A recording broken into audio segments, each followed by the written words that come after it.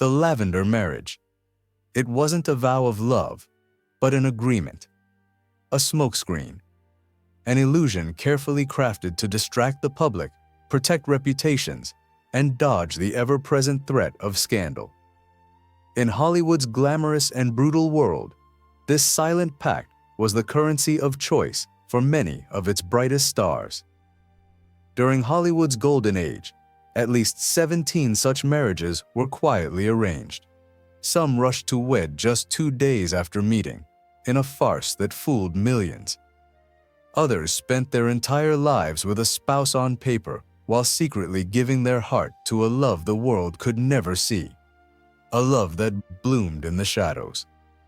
And some relationships were so complicated, so twisted, they defied belief. Like the case in which a mother and her daughter married the same man. So, who hid behind the perfect masks of those arranged marriages? What did they truly sacrifice to preserve their fame, fortune, and the illusion of a normal life before the world's prying eyes? Let's uncover it all in today's video.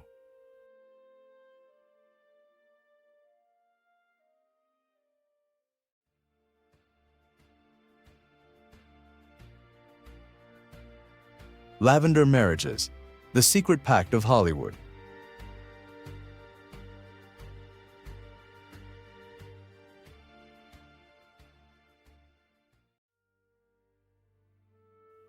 Marlon Brando and Movida Castaneda. A marriage to bury hidden loves. In June 1960, headlines exploded across the United States. Marlon Brando marries actress Movida Castaneda in his second wedding. Photos of Brando, in a tuxedo and holding a bouquet, filled front pages coast to coast, framed as a bold rebuttal to rumors spreading rapidly about his sexuality behind Hollywood's curtains. But behind the blinding flashes lay a colder, more calculated story, assembled step by step by the studios. A carefully orchestrated charade to save a career. It began when Brando, Hollywood's ultimate bad boy, became entangled in a whirlwind of rumors about secret affairs with other male legends. Whispers named Montgomery Clift, the mythical James Dean, and his lifelong closest friend, comedian Wally Cox. Word spread that a damning expose in Confidential magazine was in the works, an article that could have blown up his career, and Paramount intervened immediately. Their condition was stark and uncompromising. Get married, or lose all active contracts. The wedding was lavish, meticulously staged, and packed with press. The photo of Brando and Movida filled newsstands from New York to San Francisco. Movida Castaneda was chosen because she was the perfect candidate. A former film star, scandal-free, intensely private, and, crucially, someone who understood how Hollywood's shadow system worked. But just weeks later, Brando was spotted stumbling out of a small New York hotel, clearly drunk, on the arm of none other than Wally Cox, his childhood friend. They looked less like pals and more like lovers. And Wally wasn't the only one. Over the years, the press quietly dug up rumors about Brando's intimate ties to fashion designer Jacques Azaguri, an unnamed French photographer, and even a bit player who portrayed a sailor in Mutiny on the Bounty, the very film that introduced him to Movida. According to a private assistant, Brando and Movida never lived in the same house, never shared a bedroom. Throughout their marriage, they made only one public appearance together, which was also the last. A studio publicist later admitted, "There was no love. This was the most carefully directed photo shoot of the year." And if Brando smiled so brightly, it was because he knew he had just saved a 3-picture mega deal. The marriage ended 2 years later. No lawsuits, no public statements, fading like a well-mounted illusion. But Brando, in truth, never left Wally Cox. The two continued living together on and off, and when Brando died, he requested that their ashes be scattered side by side, a detail, of course, never mentioned in any obituary.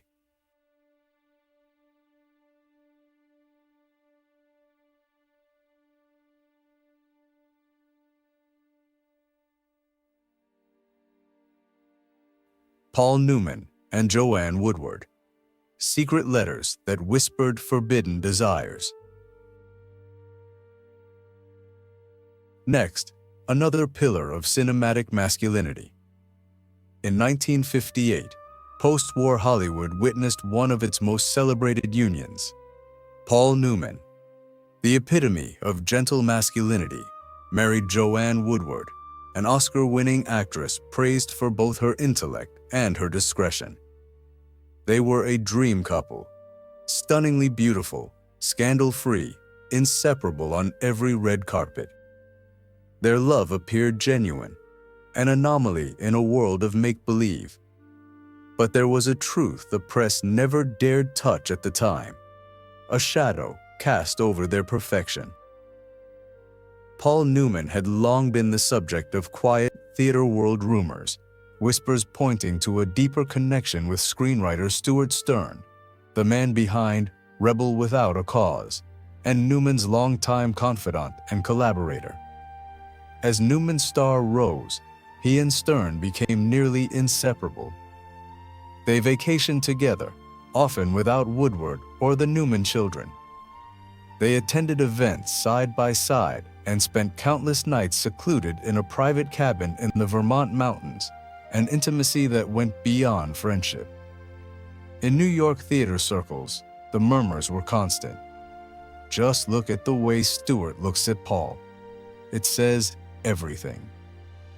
Instead of quietly stepping away from the whispers, Newman took a bold detour. He married Joanne Woodward in a full ceremony in Las Vegas, just as a tabloid was preparing to publish a piece questioning his unusually close relationship with a certain male associate. His marriage became a model of lasting love in Hollywood, a carefully constructed shield.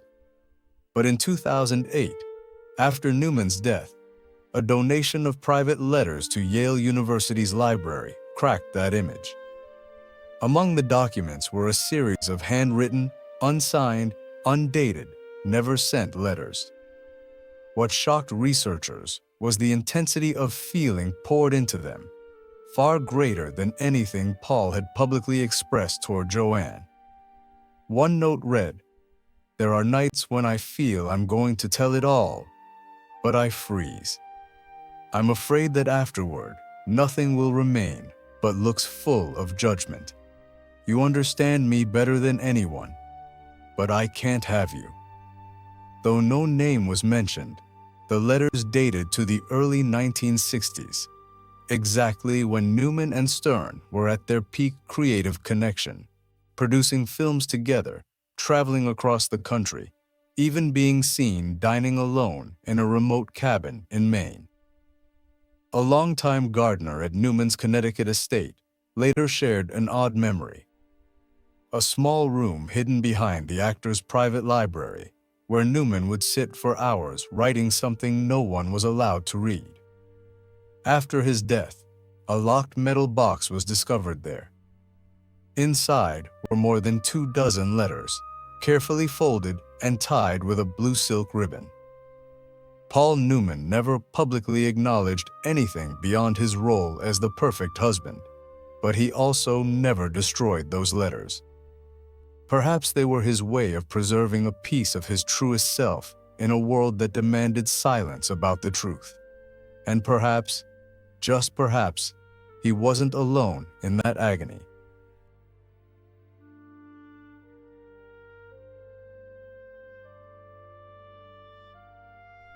Montgomery Clift and Elizabeth Taylor. A wedding canceled at the final hour. Another actor, so handsome he seemed carved from marble, was once expected to wed America's sweetheart. He left no letters. Instead, he vanished the night before the wedding. and that's a story worth uncovering. In 1956, the Hollywood Reporter newsroom received a confidential tip from someone at MGM. Montgomery Clift and Elizabeth Taylor are secretly engaged. The wedding will take place within a year. The news hadn't yet gone to print when, just 3 days later, the entire plan collapsed. The wedding dress had already been ordered. The guest list was set, but Montgomery disappeared. Elizabeth was found crying alone in her dressing room, gaunt and swollen, saying nothing to anyone. No one knew what had really happened until Clift's personal assistant, a man named Harold Mirisch, revealed in a 1989 interview that at exactly 2:13 that morning, Monty called with a trembling voice, "I can't. I'll hurt her more than anyone ever has. I mean, I don't love women the way people think I do." Harold asked again, "What do you mean?" Monty sighed, "I love someone else, a man, and I won't let Elizabeth live in a cage just to protect me from the public." The lover's name was never given. But behind the scenes, everyone knew Clift had a long-standing relationship with fashion designer Oliver Smith, who often appeared on set under the label close friend. Industry folks called them the quiet couple. Elizabeth knew. She knew everything from the beginning. But she had hoped. She hoped that someday he would overcome his inner doubts and love her, the way a man loves a woman. A hope out of place. A producer who worked with both recalled that the morning after Clift disappeared, Elizabeth arrived on set, looked straight at the camera, and told the director, "Let's shoot." Though my heart has nothing left to give. She never mentioned the wedding again. Not once. Montgomery Clift then spiraled into depression, alcohol, and sleeping pills. After his car accident in 1956, his face was disfigured. Many suspected he had crashed deliberately. Elizabeth was the only one who reached the hospital and took his hand. She stayed the night, not as a woman abandoned before marriage, but as the last witness to a love that never had the chance to take shape. And what sent chills through everyone was this. When Clift passed away in 1966, the only photo found in the nightstand drawer from his best years was of Elizabeth in a white wedding dress, beaming in a test shoot for the wedding that never happened. That love never began, but it never truly ended either.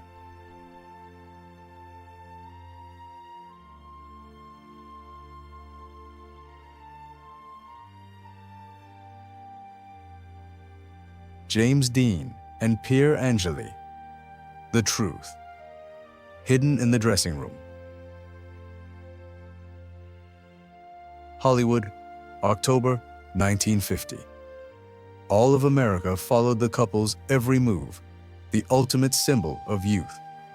James Dean, the young man with a defiant face and eyes that seemed to hold a quiet storm.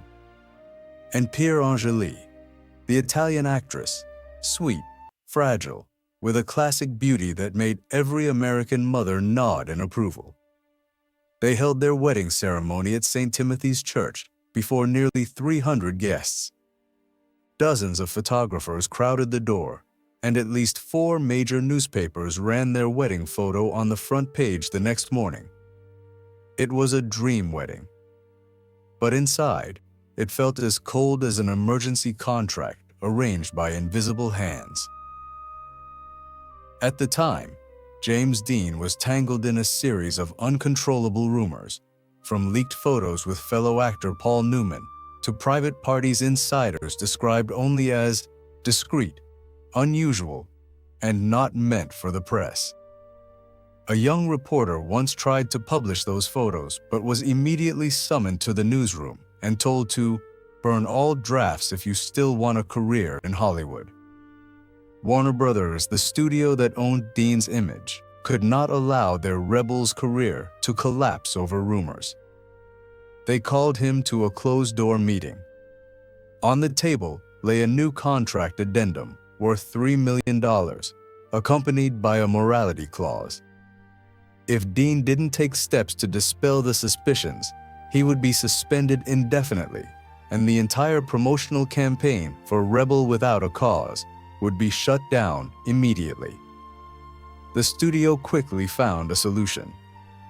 A suitable actress, beautiful, with a clean public image, and particularly eager to regain the spotlight after a string of disappointing projects. Pier Angeli. She was the perfect choice for an off-screen role. They first met at a casual party hosted by Warner Brothers, where everything, from the lighting to the background music, was set so photographers could capture just the right intimacy. Then came the photo ops, strolling downtown, seeing movies together, grabbing coffee. The love story began to spread through the press.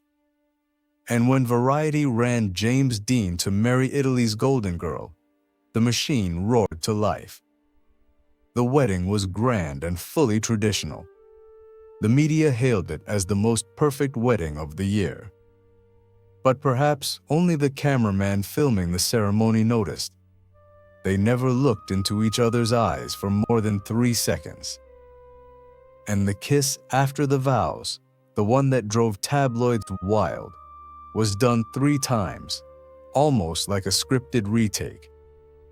There was no honeymoon, no vacation, and no media allowed to follow them after the ceremony.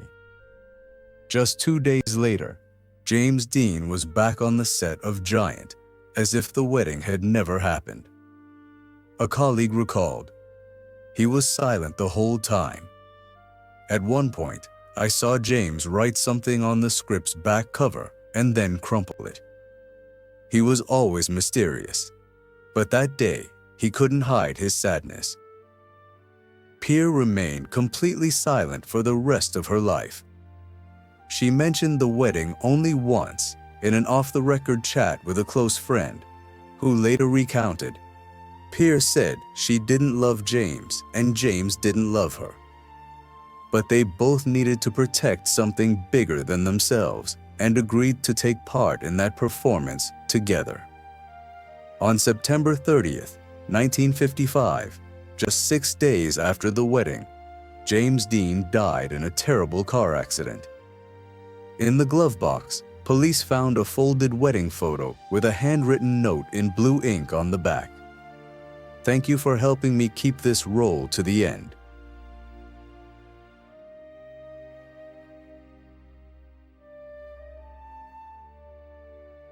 Anthony Perkins and Barry Berenson. A marriage to cover the romance with Rock Hudson. Anthony Perkins, the iconic face of American cinema, known for his role as Norman Bates in Psycho, always puzzled people. Not because of his acting, but because his off-screen life seemed like a different movie, quiet, tense, and full of shadows. People once thought Perkins was a special case. No scandals, no romances with starlets, living discreetly in Hollywood amid parties and tabloid chaos. But behind that facade lay a relationship hidden for nearly 2 decades between Anthony Perkins and one of America's ultimate symbols of masculinity, Rock Hudson.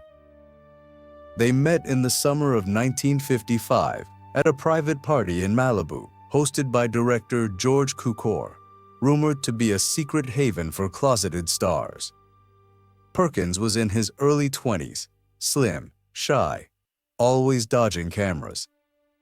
By then, Hudson was already a box office sensation, tall, handsome, always photographed with a beautiful actress on his arm.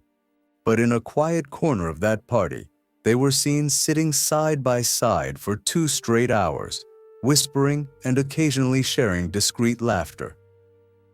In the years that followed, they were spotted together multiple times, riding in the same car, renting a cabin together during the winter of 1957, and most notably, sitting side by side on a couch at Montgomery Clift's private birthday party, a photo later destroyed by an assistant director in MGM's darkroom. No one confirmed anything. No one dared ask, but insiders discreetly referred to them as the quiet couple. By the early 1970s, things turned dangerous. Confidential magazine began publishing a series of revelations about famous actors' private lives. Rock Hudson was directly implicated in a 1971 article titled "The King of the Screen and the Room Without Women." Perkins, who had stayed out of the media for nearly 20 years, suddenly saw his name appear in gossip columns. One editor wrote, "If Hudson goes down, the first to be dragged under will be Anthony Perkins." And that's when a marriage was arranged.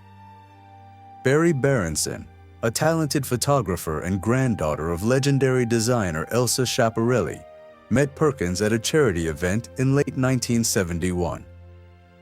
The tabloids ran with headlines claiming Perkins had finally found the love of his life. But behind the scenes, a close friend of Barry later revealed that she knew everything. But Barry always said, "I love him. No matter who he loves, I still wanted to be there to protect the rest of his life." They married in August 1973. The wedding was private, no media, just a few family members on a small estate. Their life after marriage was unusual too. They lived in separate houses, saw each other during holidays, had 2 children, but rarely appeared together at major events. Perkins continued to avoid interviews. Barry dodged all questions about her husband, answering only with a smile and eyes full of quiet sadness. In 1985, Rock Hudson died after battling AIDS, a disease the world still feared to name. The media erupted. Hollywood panicked. Studios held emergency meetings to craft crisis PR policies for actors with similar rumors. At the top of the list to protect, Anthony Perkins. He died nearly 7 years later, in September 1992. At the funeral, Barry arrived at the church with their 2 sons. A photograph captured her standing motionless before his portrait, gripping a small object tightly. Rumors swirled that it was a letter, perhaps from Anthony, perhaps from Hudson. No one could be sure. All that's known is that years later, in a private conversation with a friend, Barry said something that brought the other person to tears. "I was the wife of a man who never really belonged to me. But I never regretted it, because I knew that in the part of his life where he couldn't be himself, I was the place he could return to." Anthony Perkins and Barry Berenson's story is a painful reminder of the sacrifices made in the name of fame. But while Perkins found someone willing to protect his secret, another star, perhaps the greatest of his generation, was forced into an even more desperate union. A marriage arranged in 48 hours to smother a scandal that threatened to burn everything down.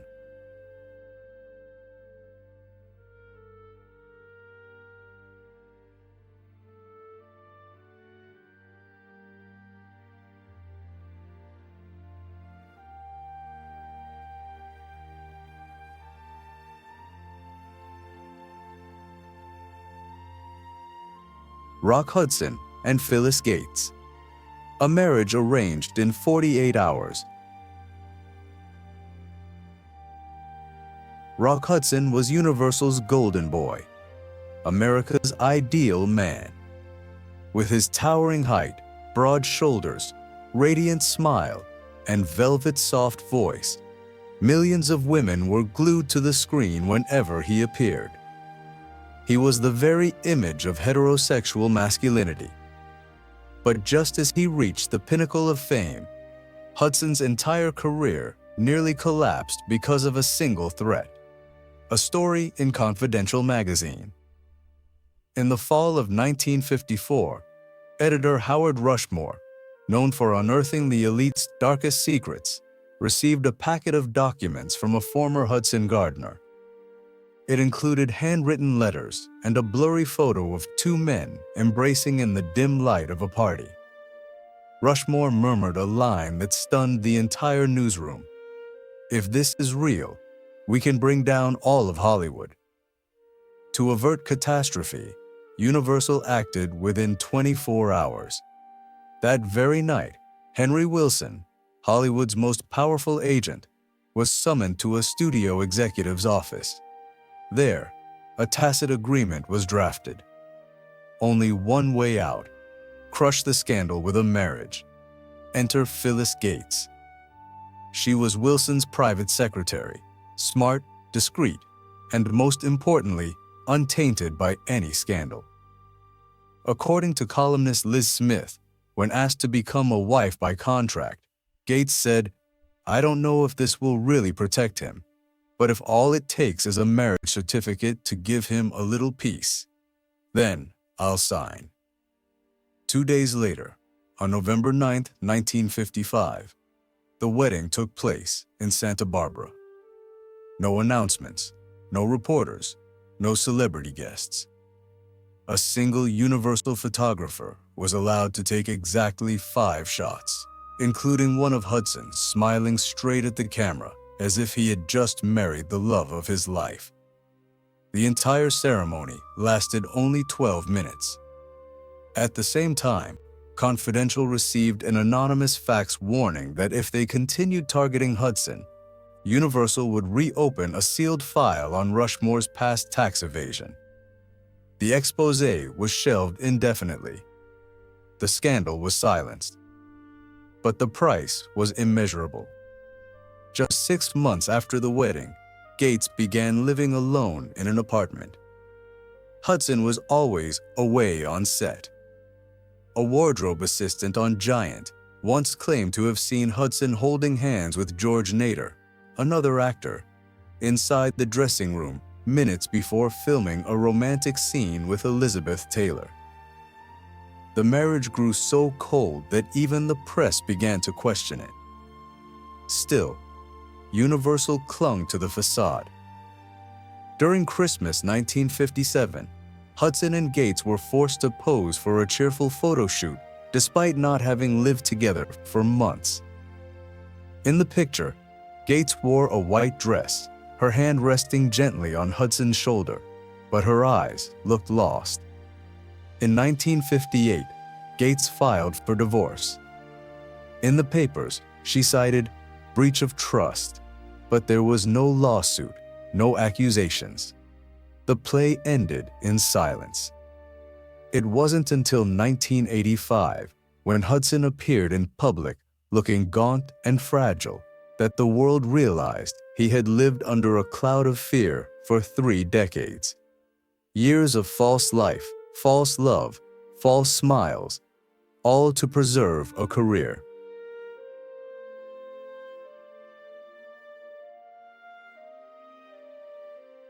Cary Grant and Diane Cannon, married to a woman after 15 years with a male lover. Rock Hudson wasn't the only one. Another leading man also lived in the shadows for nearly half his life. He lived with his male lover for 15 years and then suddenly married after a single rumor-filled party. Most shocking of all, after the wedding, he continued paying that man's apartment rent for 8 more years. On screen, Cary Grant was the impeccably perfect gentleman. In real life, what the public knew about Grant was always tightly controlled by Grant himself. Yet behind the doors of a Beverly Hills mansion, for 15 years, Cary Grant lived with a man, Randolph Scott. They were more than roommates. They vacationed together, raised dogs together, dined with other famous couples. In 1934, Modern Screen ran a photo spread titled "Hollywood's Most Unusual Roommates," featuring the two men hanging laundry, cooking together, and reading the newspaper side by side. Grant remained silent until 1965.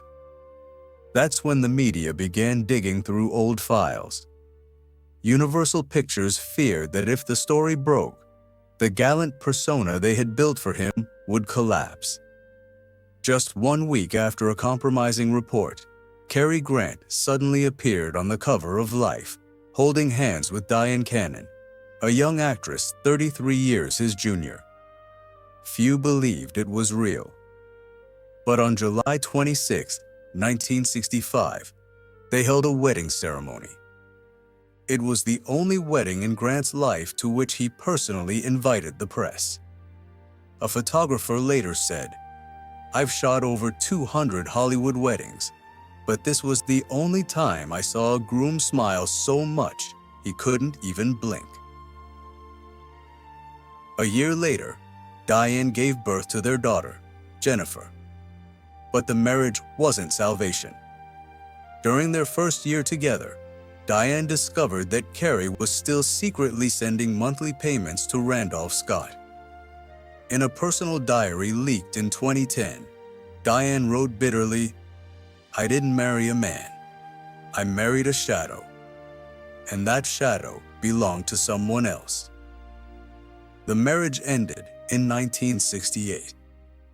Grant didn't remarry until very late in life and never spoke of the past again.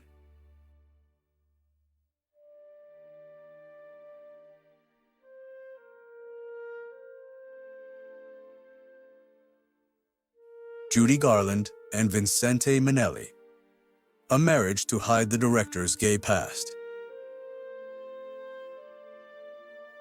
After that awkward marriage, Diane Cannon nearly retired. But the biggest question she never publicly answered was, "Did you know the truth before the wedding?" In Hollywood, the same question echoed again at another ceremony, the wedding of a beloved musical star who had just married a director rumored to be hiding behind the bridal veil for a very different reason.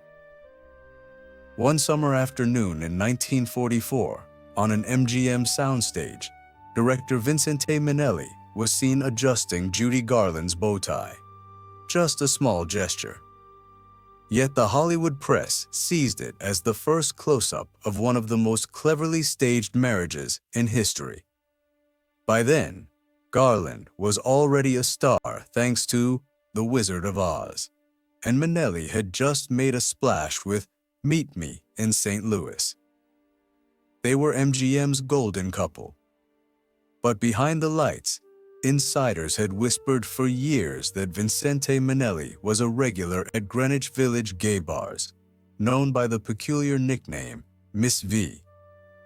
According to screenwriter Charles Walter's memoirs, Minnelli was once seen at a private party wearing a red velvet dress, fully made up.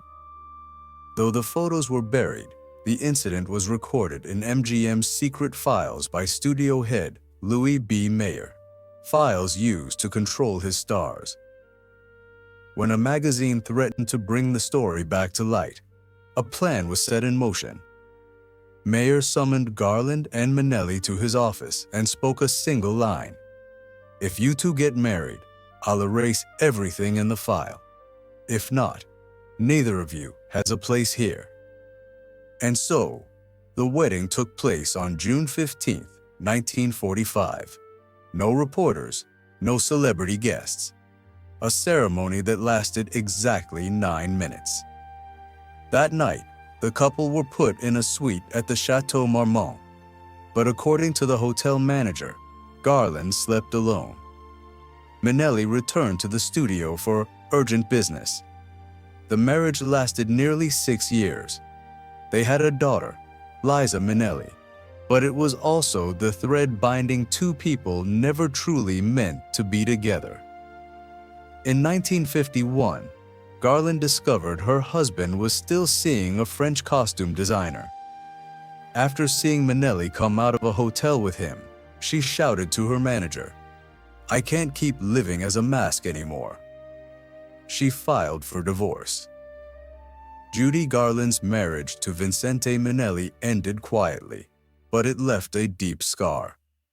She drank more, became dependent on sleeping pills, and, perhaps out of pain or a stubborn hope that love could mend what was broken, plunged into another marriage.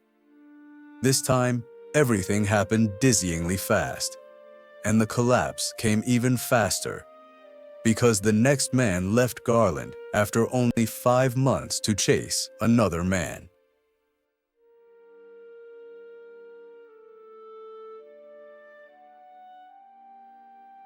Judy Garland and Mark Herron, the husband who ran off with a lover. In 1964, when Judy Garland turned 42, she had already endured 3 failed marriages and a string of nervous breakdowns. Variety had cruelly dubbed her Hollywood's singing ghost. Then, during a brief stage comeback in London, she met Mark Herron, a little-known stage actor 12 years her junior. Initially, Herron was hired as Garland's assistant, but just weeks later, they appeared hand in hand on stage, singing a duet together. The media began calling Herron Judy's fourth man. On November 14, 1965, in Las Vegas, Judy Garland and Mark Herron held a whirlwind wedding in Frank Sinatra's private apartment. The ceremony took place at 11 at night, with only 6 guests and a hastily ordered small cake. Garland wore a black dress, no makeup, offering a strange, forced smile as she cut the cake. By late December, Mark Herron was seen in a West Hollywood theater parking lot embracing a man, none other than John Carlyle, a dancer who happened to be Vincente Minnelli's ex-boyfriend. The Hollywood Reporter ran the headline, "Is history repeating itself?" According to her daughter, Lorna Luft, Garland threw all her husband's clothes into the pool and called her manager with a single line, tinged with almost comic bitterness. "I just married the ex-boyfriend of the ex-boyfriend of my ex-husband." The marriage lasted only 5 months. No paper reported the divorce. But in 1967, during a concert, Garland quietly replaced her musical intro with a line that froze the entire auditorium. "This is the song I sang when I thought I was loved. Turns out, I was simply chosen." What's even more surprising is that while that marriage was crumbling, Garland had no idea her beloved daughter, Liza Minnelli, was taking her first steps toward her own Lavender marriage. And even more ironic, the man Liza was about to marry was none other than a protege of her mother's ex-husband.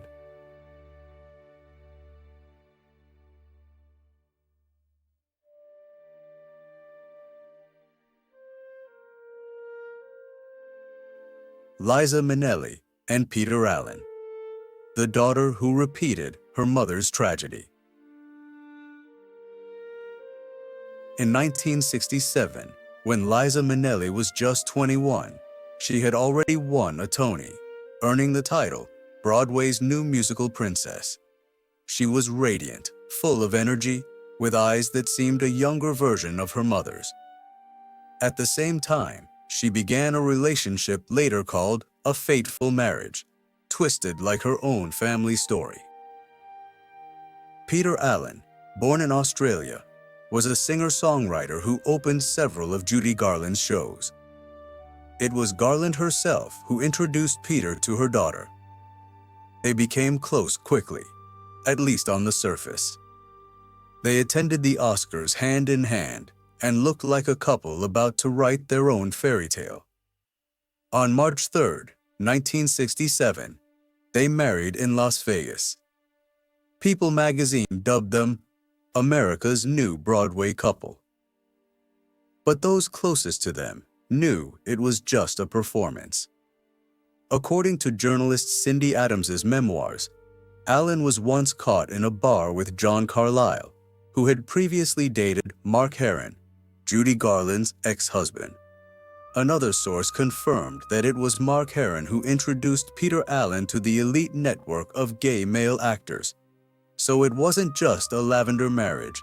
Liza's story was weighed down by a sense of historic betrayal.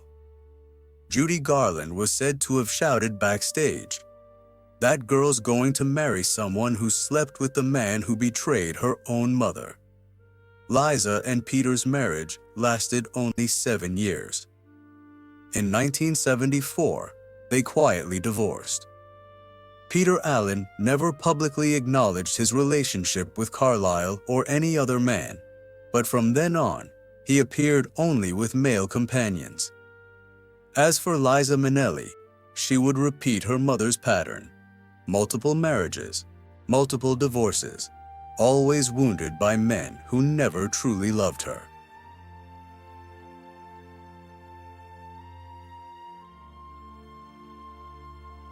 Rudolph Valentino and Jean Acker, the bride who locked the door on their wedding night. Liza's story brings to mind another marriage nearly half a century earlier. A famous man, sculpted like a Greek god, had just wed, only to be found crying alone in the hallway of the honeymoon suite because his bride had shut the door and refused to enter the marital bed. In the early 1920s, Hollywood was still a dusty city of illusions, where an Italian man with deep eyes and a hypnotic tango was becoming the first true male icon on the silver screen. His name was Rudolph Valentino. At the height of his fame, on November 6, 1919, Valentino held a strange, lightning-fast wedding with actress Jean Acker, a sharp-featured woman with rather ambiguous ties to Hollywood's circle of lesbian queens, like Alla Nazimova. The wedding was conducted in secret. But what keeps people whispering to this day is what happened afterward. When Valentino brought his new wife to the Hotel Alexandria, where he had reserved the most luxurious suite, Jean Acker suddenly snatched the key, darted into the room, slammed the door, and locked it. Valentino knocked, called her name, then pounded on the door for more than 20 minutes, but Jean never replied. According to the hotel staff, Valentino was seen slumped outside the door all night while Jean cried alone inside. Later, when asked why, Jean simply said, "I realized I'd married the wrong person, or the right person, but the wrong gender." The marriage lasted only 6 hours, but took 3 years to end legally. During that time, Jean Acker lived openly with another actress, while rumors swirled that Valentino threw himself into countless unnamed affairs to prove he was a real man.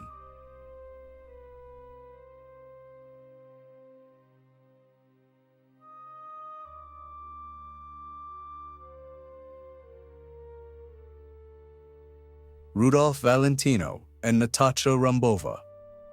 A calculated second marriage. Perhaps because of that trauma, just a few years later, Rudolph Valentino decided to start over with a second marriage, this time to a powerful, intelligent woman who was rumored to have orchestrated the entire ceremony as a publicity contract. After the humiliating failure of his first marriage, Valentino seemed to have learned one thing in Hollywood: love isn't enough. You need strategy. And the woman he chose, Natasha Rambova, embodied strategy perfectly. Natasha wasn't just a talented costume designer. She was a behind-the-scenes manipulator the industry quietly called the Sphinx of Sunset Boulevard. She was smart, shrewd, and had close ties to Alla Nazimova, one of Hollywood's most powerful, openly lesbian magnates. Valentino met Natasha in 1921.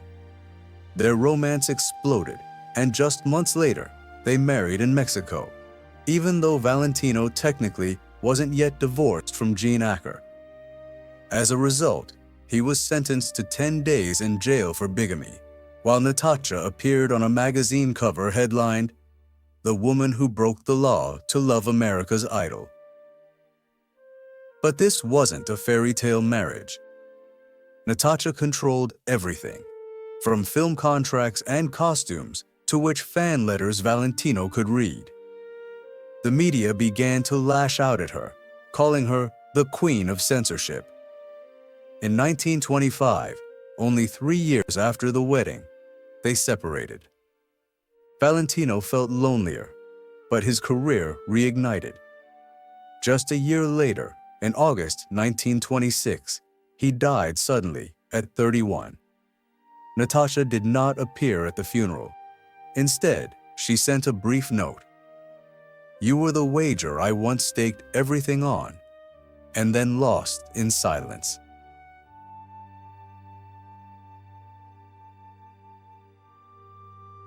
Barbara Stanwyck and Robert Taylor. A Wedding Without a Kiss. Valentino wasn't the only star trapped in a marriage not born of love.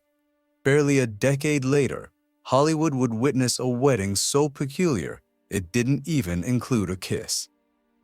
And the wedding night took place in a small room where the groom's mother's portrait still hung above the bed.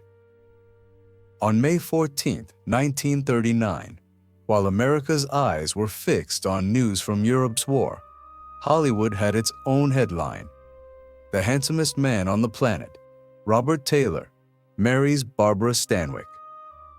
At first glance, it looked like the perfect romance. But the closer people looked, the stranger it seemed. Why did Stanwyck, 4 years older than Taylor, dodge every question about the marriage for 3 years? Why was the wedding held in secret, unannounced, at a small ranch? What still fuels rumors today is a seemingly small detail. There was no kiss during the ceremony, no kiss on the lips, no cake cutting, no dancing. And the honeymoon night took place in Taylor's mother's old house, in a tiny bedroom with her portrait hanging above the bed. Barbara sat reading a book while Robert locked himself in the bathroom and didn't come out until morning. A staff member later recalled, "I've never seen anyone go on a honeymoon bringing nothing but film scripts." Of course, no one ever publicly confirmed anything. But in 1954, Confidential boldly claimed Taylor was a regular at private Beverly Hills parties, exclusive gatherings where all the guests were stars who couldn't live their truth. The marriage lasted exactly 12 years. No children, no scandals, and not a single photo showing them holding hands off a set. And if that marriage raised public suspicions for its coldness, another couple took it even further. They married, lived together all their lives, but never touched. A union based not on desire, but on a deep, silent pact of companionship.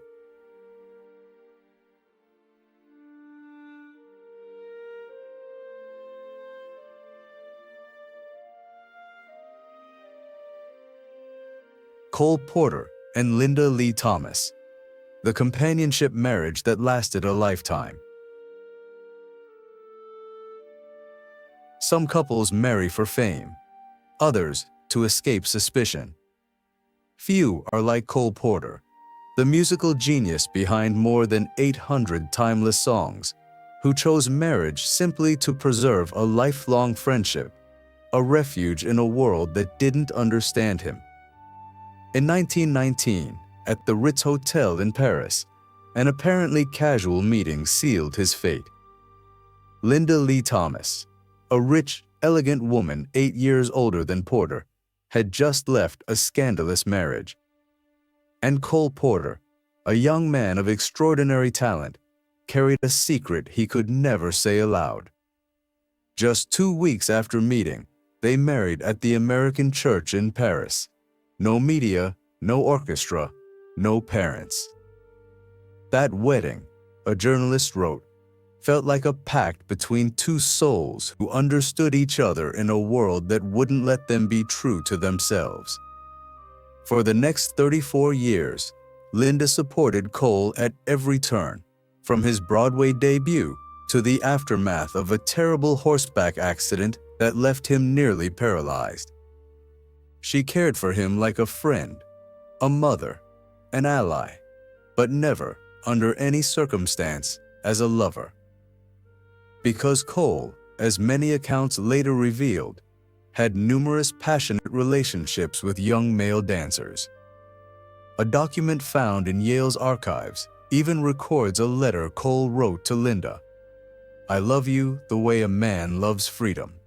You are my freedom." She wasn't his cage. She was his wings. When Linda died in 1955, Cole didn't attend the funeral. He shut himself away and saw no one for 3 weeks. After that day, he never wrote another song. His inspiration, his freedom, was gone.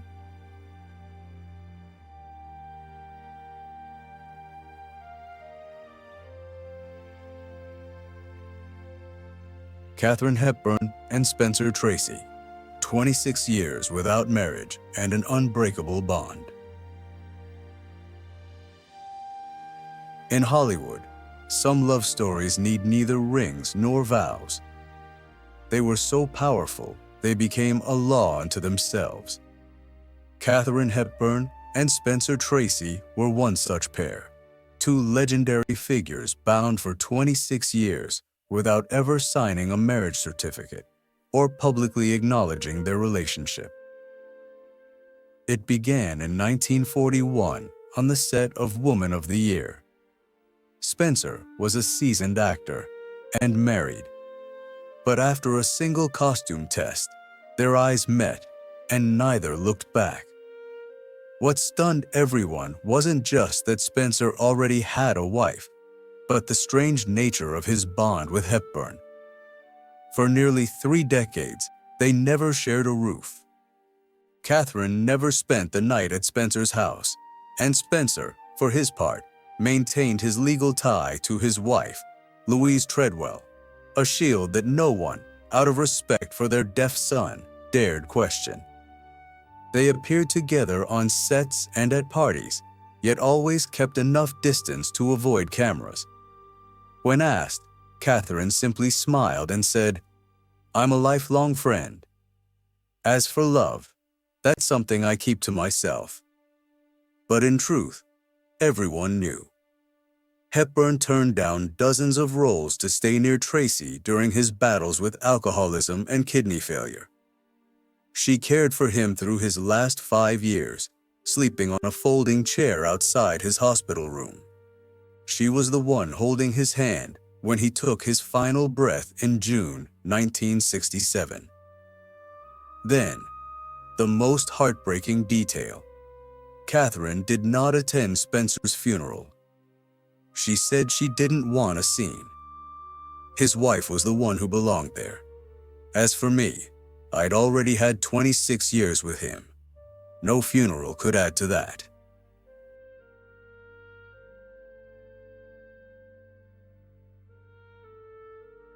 Elizabeth Taylor and Larry Fortensky, the 8th marriage and her final shield.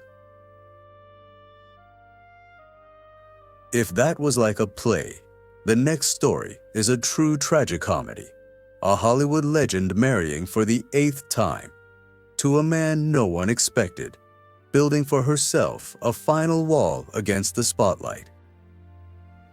When Elizabeth Taylor descended the steps of Neverland Ranch on the morning of October 6, 1991, in a $25,000 wedding dress, people could hardly believe it. Hollywood's queen was about to enter her 8th marriage, this time to a construction worker 20 years her junior, Larry Fortensky. They met at the Betty Ford Center in 1988. One was battling alcohol and painkillers. The other, fresh from her 7th divorce, was physically and emotionally exhausted. Yet just months later, they began dating, and Hollywood was stunned. The wedding took place on Michael Jackson's property. The press was blocked at the gates. Helicopters hovered overhead, trying to snatch the million-dollar shot. The most striking detail was the prenup. Taylor had Fortensky sign just 3 days before the wedding. According to the contract, he would receive $1 million if they divorced after 5 years, and in the 5th year, they split. Throughout the marriage, Fortensky never walked the red carpet. Taylor once said, "I didn't marry him for fame. I married him because I needed someone who didn't care who I was. I needed a wall." After the divorce, Elizabeth said Larry was the kindest man I ever married. But everyone understood. That 8th wedding was the final shield of a woman who was tired of being the center of attention.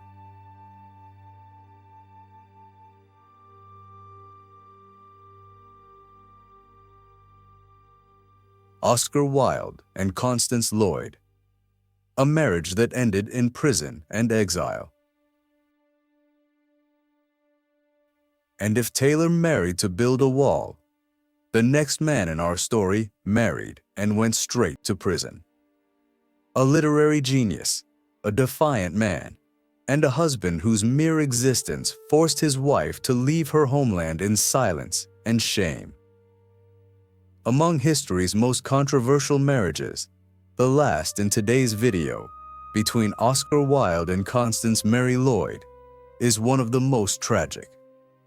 It didn't take place in Hollywood, but in Old England. Yet it left a deep scar, becoming a painful example of truth's price. In May 1884, Oscar Wilde married Constance. The press hailed it as a model marriage. But that was only the surface. Even on their wedding night, there were signs that left Constance deeply confused.